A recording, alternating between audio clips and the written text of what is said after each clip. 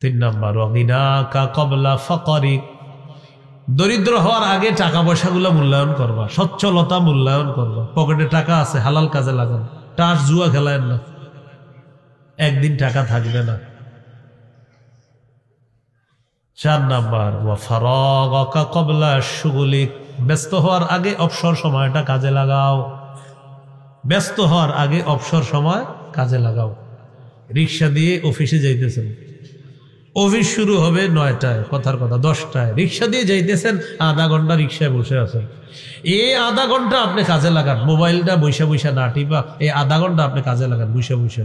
সুবহানাল্লাহ, আলহামদুলিল্লাহ, সুবহানাল্লাহি ওয়া বিহামদিহি, সুবহানাল্লাহি ওয়া বিহামদিহি, সুবহানাল্লাহি ওয়া বিহামদিহি। এটা 100 বার পড়েন, হুত্তাত খাতায়া ওয়া ইন কানাত মিসলা জাবাদিল বাহরি, সমুদ্রের ফেনা পরিমাণ গুনাহও মাফ করে দিবেন আল্লাহ। 100 বার যদি কেউ পড়ে এটা সুবহানাল্লাহি ওয়া বিহামদিহি, শুধু এতটুকু সুবহানাল্লাহি ওয়া বিহামদিহি, বাস এতটুকু। আর যদি আরেকটু বাড়ান সুবহানাল্লাহি ওয়া বিহামদিহি সুবহানাল্লাহিল আযীম, কিয়ামতের ময়দানে ওজনের পাল্লা আল্লাহ একদম ভারী করে জান্নাত দিয়ে দেবেন। সুবহানাল্লাহ।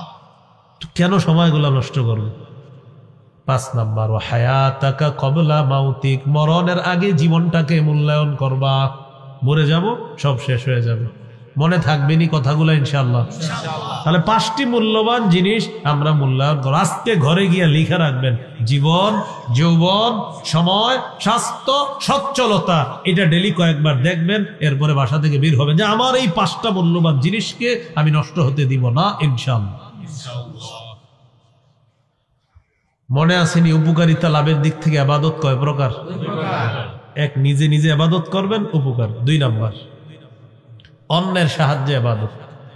সহিহ বুখারীর বর্ণনা, 5353 নম্বর হাদিস। 5353 কত হয়? 5353। قال رسول الله صلى الله عليه وسلم الساعي على الأرملة والمسكين كالمجاهد في سبيل الله أو الصائم النهار القائم الليل। নবীজি বলেন, কোন ব্যক্তি দিনের বেলা রোজা রাখে, রাতের বেলা তাহাজ্জুদ নামাজে কাটায়, আর আল্লাহর রাস্তায় জিহাদ করে। আল্লাহর রাস্তায় মুজাহিদের যে সওয়াব, সারাদিন রোজা রাখে তার যে সওয়াব, কোরআন তেলাওয়াত করে তার যে সওয়াব, সারা রাত নামাজ পড়ে তার যে সওয়াব।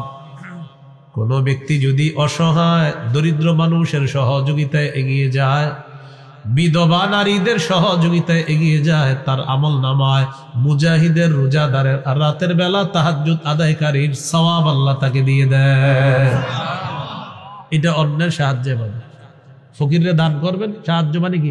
আপনি যে দান করলেন এটা আপনারই লাভ, যে আমি দরিদ্রকে দান করলাম ওর কারণে আমি সওয়াব পাইছি, আমি বিধবাকে দান করলাম তার কারণে আমাকে আল্লাহ সওয়াব দান করবেন। রক্তের সম্পর্ক রক্ষা করা, এটা একটা দামি কাজ, অন্যের সাহায্যে সওয়াব কামাই করা। করব না ইনশাআল্লাহ, আল্লাহ তৌফিক দান করেন। সর্বশেষ কথা, 5 নাম্বার আলোচনা, বলেন মাধ্যম হিসাবে ইবাদত 5 প্রকার। এটা শর্টে শেষ করে দিব, একটু শিখে নেন এটা। বলেন আমরা, প্রচন্ড শীত পড়তেছে, 5 মাধ্যমে ইবাদত করি। বলেন অন্তর দিয়ে, মনে রাখবেন, মুখ দিয়ে, আবার অন্তর দিয়ে, মুখ দিয়ে, শরীর দিয়ে, সম্পদ দিয়ে, শরীর এবং সম্পদ দিয়ে। 4 নাম্বারটা হলো শরীর দিয়ে, 5 নাম্বারটা শরীর এবং সম্পদ দিয়ে। না, 4 নাম্বারটা না, সম্পদ দিয়ে। 5 নাম্বারটা শরীর এবং সম্পদ। আবার বলছি, বলেন অন্তর দিয়ে, মুখ দিয়ে, শরীর দিয়ে, শরীর হলো 3 নাম্বার। 4 নাম্বার সম্পদ দিয়ে, 5 নাম্বার হলো শরীর এবং সম্পদ দিয়ে। এই 5টার নাম দিয়ে আমরা, বলেন অন্তর দিয়ে যে ইবাদত করা হয় সে ইবাদতকে আত্মিক ইবাদত বলে, মানে আত্মার সাথে সম্পর্ক। মুখ দিয়ে যে ইবাদত করি এটাকে বলে মৌখিক ইবাদত। শরীর দিয়ে যে ইবাদত করি এটাকে বলা হয় শারীরিক ইবাদত। সম্পদ দিয়ে যে ইবাদত করি, অর্থ দিয়ে, এটাকে বলা হয় আর্থিক ইবাদত। আর 5 নাম্বার শরীর এবং সম্পদ দিয়ে, এটাকে বলা হয় আর্থিক এবং শারীরিক ইবাদত। একটু মনোযোগ দেন। 1 নাম্বার ইবাদত হলো অন্তর দিয়ে। অন্তরের ইবাদত কি? অন্তরের ইবাদত বলেন বিশুদ্ধ নিয়ত। এটা কিসের ইবাদত? অন্তরের। সহিহ বুখারীর 1 নম্বর হাদিস, ইন্নামাল আ'মালু বিন্নিয়াত। আমলের প্রতিদান নিয়তের সাথে, আমলের প্রতিদান বিশুদ্ধ নিয়তের সাথে। তো বলেন তো নিয়তের ইবাদত কি দিয়ে করি? অন্তর দিয়ে। মাশাআল্লাহ, একটু আমার সাথে বলেন, লা ইলাহা ইল্লাল্লাহ পড়েন। বলেন লা ইলাহা ইল্লাল্লাহ বলেন। এটা মুখে বলার পাশাপাশি অন্তরেও বিশ্বাস করা। অন্তরে বিশ্বাস করার নাম বলেন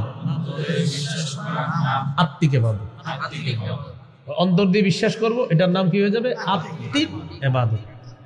আত্মিক মানে অন্তরের ইবাদত। লা ইলাহা ইল্লাল্লাহ বলছেন আপনি মুখ দিয়ে, ভাই অন্তরে আছে তো?